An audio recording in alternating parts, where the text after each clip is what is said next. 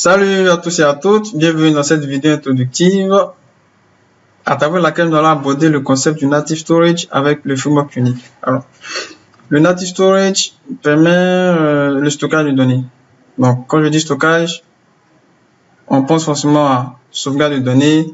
Donc, étant donné que nous sommes dans le cadre d'une application mobile, on fait plus ou moins allusion à SQLite. Donc, je tenais d'abord à dire d'entrée de jeu que le native storage ne peut pas être utilisé comme SQLite, parce que il permet simplement, il facilite plus ou moins la gestion des sessions. Donc, si vous avez à gérer plusieurs sessions dans le développement de vos applications, le native storage est beaucoup plus approprié pour cela. Donc, il est vraiment très simple à utiliser.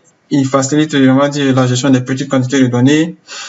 Et ce qu'il faut savoir, c'est que les données sont persistées tant que l'application existe sur le téléphone, mais une fois que l'application est installée sur le téléphone, les données sont également, on va dire, supprimées aussi. Donc, il peut être utilisé dans plusieurs contextes, dans plusieurs cadres, mais à travers cette vidéo-là, ce sera juste de savoir que comment utiliser le native storage et les différentes méthodes à utiliser, comment créer un objet, comment le modifier, comment avoir accès aux différentes informations concernant cet objet-là. Donc, c'est ça juste en gros de savoir que nous pouvons donc ajouter une information.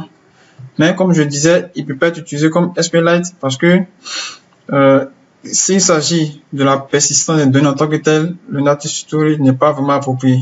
Voilà, donc n'ayons pas en tête de l'utiliser comme si on avait affaire à, si vous voulez, une alternative de SQLite, ce serait pas bon. Si tel est le cas, mieux vaut directement sur la batte vers SQLite ou encore le local storage. Mais là encore, le local storage, il est un peu plus limité. Voilà. Donc, je s'agit juste de savoir comment l'utiliser. Voilà, comment créer un objet. Donc, ce qui est validé ici, le profil de l'utilisateur.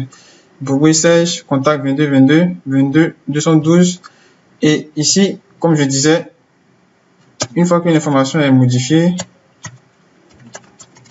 disons, ajouter ici,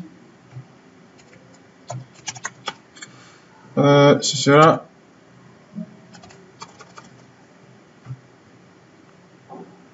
voilà, et là, voici dit 23. Donc, la possibilité donc pour supprimer l'information, la clé est supprimée et là, aucun profil défini. Donc, en gros, ce sera ce dont il sera question dans la prochaine vidéo pour ce qui sera du coding. Donc, je vous dis merci et à tout à l'heure pour ne pas dire à très bientôt pour la prochaine vidéo. Allez, portez-vous bien.